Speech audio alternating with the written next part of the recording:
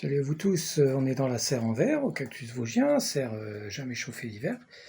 Et là je suis surpris de cette floraison remontante en ce début août. Tant de fleurs sur ce cylindro imbricata mexicain. Je l'ai taillé, mais comme beaucoup de cylindropuntia, au bout d'un moment il finit par s'écrouler un peu. Ce qui est le cas là, ça pèse extrêmement lourd, contrairement à ce qu'on pourrait imaginer. Et il va falloir que je le taille un bon coup. En attendant, on profite de la belle floraison sur le pied qui monte en haut de la serre. Là, vous voyez pas, je peux pas filmer parce que ce serait à contre-jour. Il y a eu des floraisons la semaine dernière.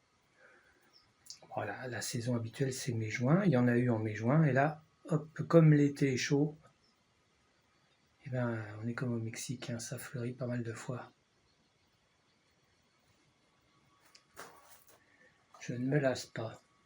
Alors, comme beaucoup de Cylindropuntia imbricata, il est rustique, supporte les basses températures, mais celui-ci n'aime pas l'humidité hivernale. C'est pour ça qu'il est dans la serre sans arrosage du 15 septembre au 15 avril. Vous connaissez ma règle des 222, règle dont je parle dans mon livre.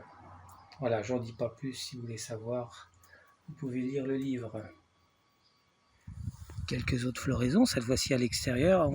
Il est un petit peu tôt là, c'est en train de s'ouvrir. Il faudrait repasser plus tard.